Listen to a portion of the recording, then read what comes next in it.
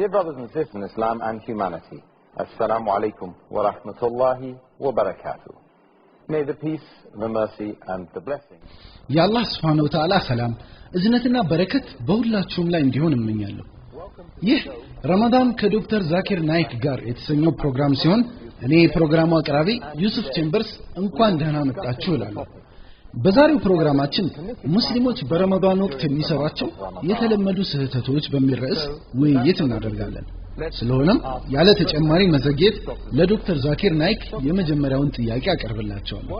ዶክተር ዛኪር ሙስሊሞች ረመዳን በመጣ ቁጥር የተለመዱ ስህተቶችን በተደጋጋሚ ሲፈጽሙ የሚታዩት በምን ምክንያት ነው ይላሉ?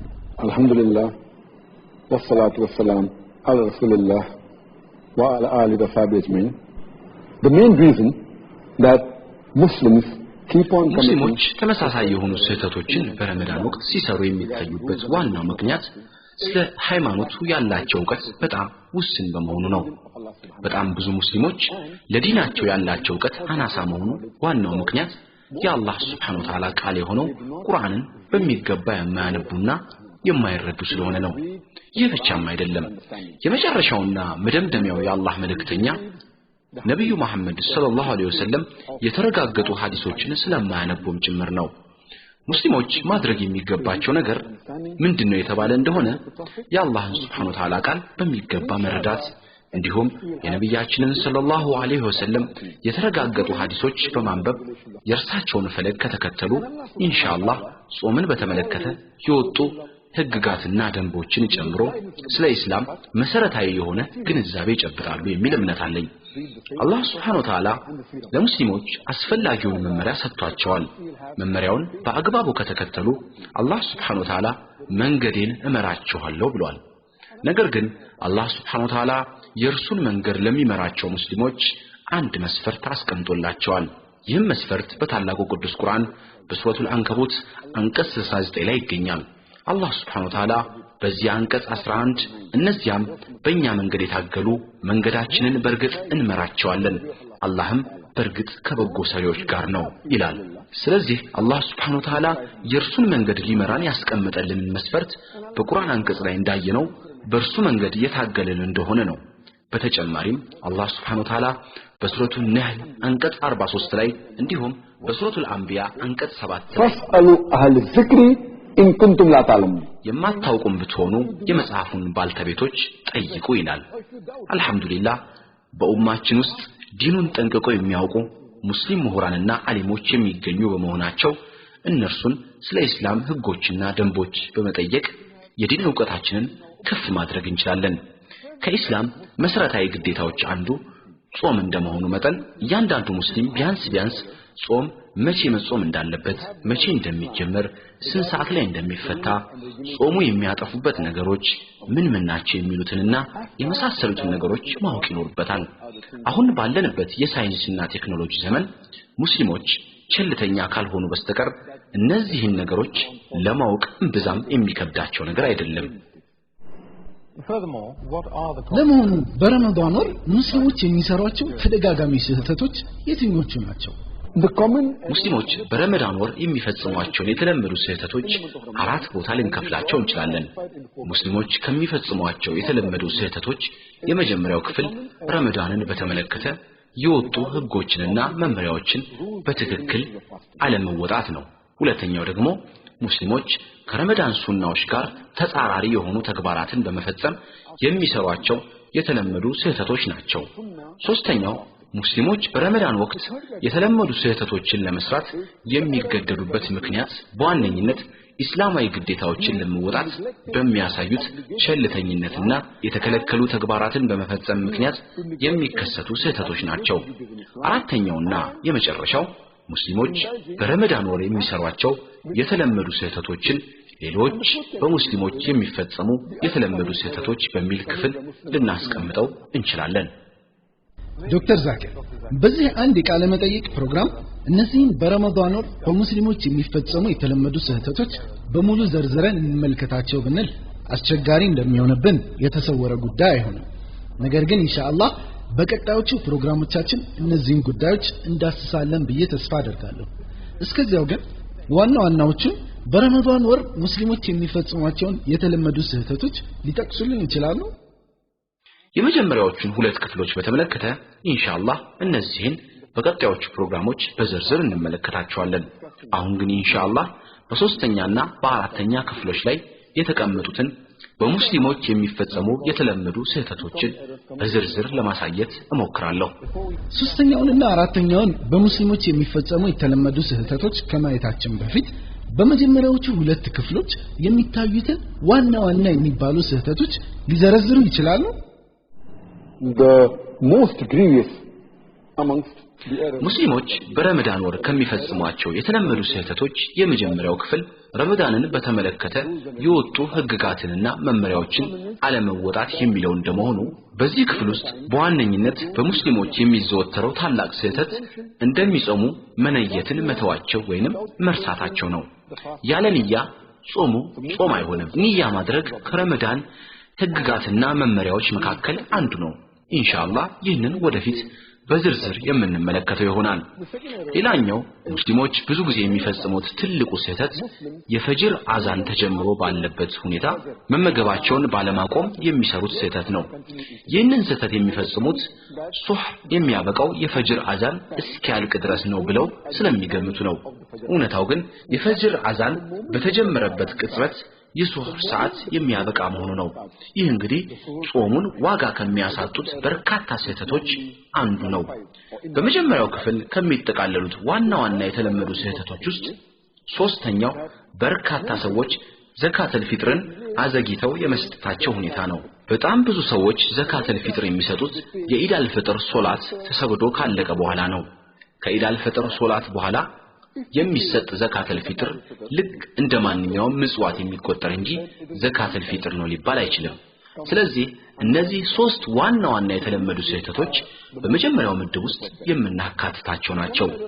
ሁለተኛውና ሙስሊሞች በረመዳን ወር ከረመዳን ጾም ሱናዎች በተጻራሪ መልኩ ከሚሰሯቸው ዋና ዋና የተለመዱ ስህተቶች ውስጥ የመጀመሪያው ብዙ ሙስሊሞች ሱህርን ወይም የሌሊት ምግብን ከመመገብ መቆጠባቸው ነው። አንዳንድ ሰዎች ደግሞ የሱህር ሰዓትን የፈጅር አዛን ከመሰማቱ 1 እና 2 ሰዓት አስቀድሞ ሲመገቡ ይታያሉ። ሱህር በጣም የተወደደ ተግባር በመሆኑ ሁሉም ሙስሊም ችላ ሊለው የሚገባ ጉዳይ አይደለም። የአላህ መልእክተኛ ሰለላሁ ዐለይሂ ወሰለም ሱህርን እስከተቻለን ድረስ በማዘግየት ብንመገብ መልካም ተግባር መሆኑን ተናግረዋል። ከረመዳን ጾም ሱናዎች በተቃራኒ ሙስሊሞች ከሚሰሯቸው የተለመዱ ስህተቶች ውስጥ ሌላኛው ደግሞ ጾማቸውን ሲፈቱ የሚዘገዩበት ሁኔታ ነው። ነብዩ መሐመድ ሰለላሁ ዐለይሂ ወሰለም ሰዎች ከበጎ ምግባር አይወገዱም ጾም መክታትን ማፍጠርን እስካፋጠኑ ድረስ ማለታቸውን ሰህል ኢብን ሰዒድ ተናግረዋል። ይህም ማለት ፀሐይ እንደጠለቀች ወዲያውኑ ማፍጠር ይኖርብናል ማለት ነው።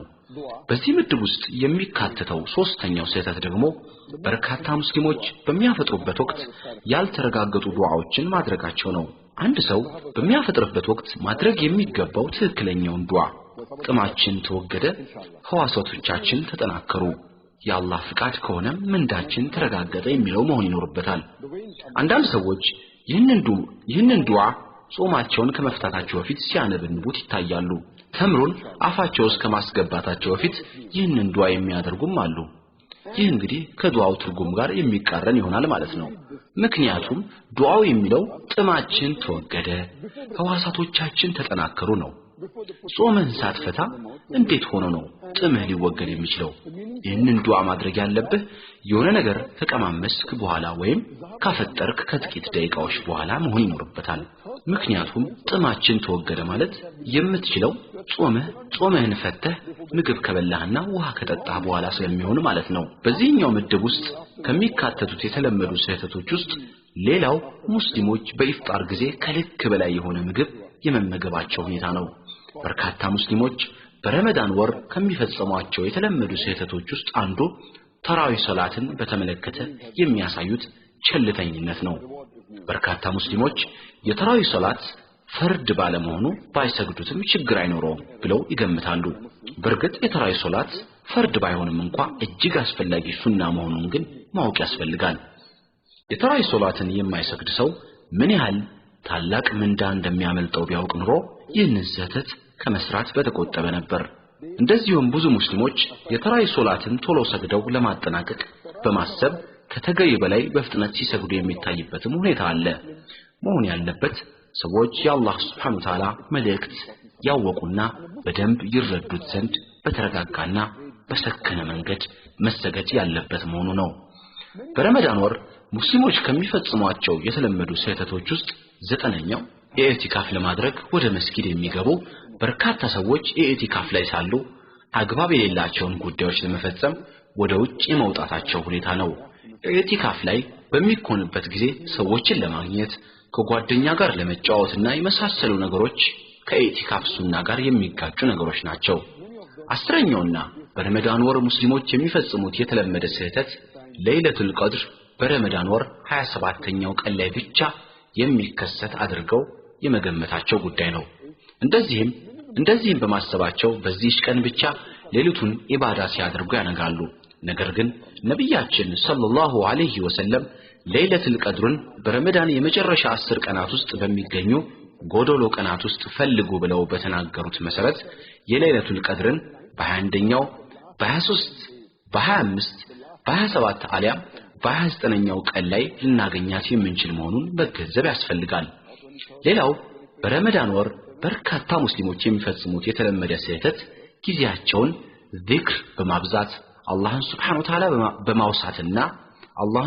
Ta'ala በማውሳትና ቁርአን በመቅራት ከማሳለፍ ይልቅ በሆኑ ባልሆኑ እንቶፈንቶ ጉዳዮች ላይ በመጠመድ ጾሙን በሚጻረሩ ተግባራት ላይ የመሳተፋቸው ሁኔታ ነው። በ12ኛ ተራ ቁጥር ላይ የሚቀመጠው ደግሞ ሙስሊሞች በዚህ የረመዳን ወር ዱዓ ማብዛት ያለባቸው መሆኑ ሲሆን 13ኛው ደግሞ የአላህን Subhanahu Wa Ta'ala ምህረት በብርቱ መማጸን በዚህ ወር የሚገኘውን እዝነት እንዲሰጣቸው አላህን Subhanahu Wa Ta'ala መለመን ያለባቸው መሆኑን ነው። በ14ኛ ደረጃ ላይ የሚገኘው ሙስሊሞች በረመዳን ወር የቻሉትን ያህል ቁርአን መቅራት ያለባቸው መሆኑን መረዳት ይኖርባቸዋል። ይህንን በማድረጋቸውም አላህ Subhanahu Wa Ta'ala በረከቱን ያበዛላቸዋል። 15ኛው ደግሞ ብዙ ሙስሊሞች ይጾማሉ፣ ከምግብና ከመጠጥም ይቆጠባሉ። ሆኖም ግን ብዙዎቹ ከመራባቸው ውጪ ለጾሙ በስነ ልቦና ረገድ የተዘጋጁ አይደሉም።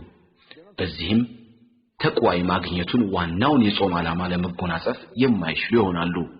እንግዲህ እነዚህ በሁለተኛው ክፍል ውስጥ የሚገኙት ዋና የሚባሉ የተለመዱ ስህተቶች ናቸው ማለት እንችላለን። ዶክተር ዛኪር አሁንም እንደገና በሶስተኛው ክፍል ላይ የሚገኙትን ሙስሊሞች በረመዳን ወር የሚፈጽሟቸውን የተለመዱ ስህተቶች ባጭሩ ሊያብራሩልን ይችላሉ? The common errors committed by Muslims in the third category በሶስተኛ ምድብ ውስጥ ተካተው የምናገኛቸው ሙስሊሞች የሚፈጽሟቸው የተለመዱ ስህተቶች የሚመነጩት ሙስሊሞች እስላማዊ ግዴታዎችን ለመወጣት በሚያሳዩት ቸልተኝነትና ተከለከሉ ተግባራትን በመፈጸም ምክንያት የሚከሰቱ ችግሮች ናቸው። ከነዚህ ስህተቶች ውስጥ ዋነኛው በርካታ ሰዎች የፈጅር ሶላትን ባለመስገድ የሚያሳዩት ቸልተኝነት እጅግ የከፋው ስህተት ነው። ፈጅር ሶላትን አለመስገድ ማለት ትልቅ ኃጢያት መፈጸም ማለት ነው። ይህንን የሚያደርጉት ሌሊቱን ሙሉ ያለ እንቅልፍ ስለሚያድሩ ሲሆን እንዲያውም በነጋታው ቀኑን ሙሉ በእንቅልፍ ስለሚያሳልፉት ዙህርና አስር ሶላትም ሊያመልጣቸው ይችላል። በረመዳን ወቅት የአላህ Subhanahu Wa Ta'ala በረከት አገኛለሁ ብለው እየጾም አገኛለሁ ብለህ እየጾምክ በሌላ በኩል ደግሞ እንደ ሶላት የመሳሰሉ እስላማዊ ግዴታዎችን መዘንጋት ትልቅ ጥፋት ነው። ሙስሊሞች ዘካን ይደግፋሉ። ሆኖም ግን ዘካን በተመለከተ የሚጠበቅባቸውን ግዴታ በአግባቡ ሲወጡ አይታዩም።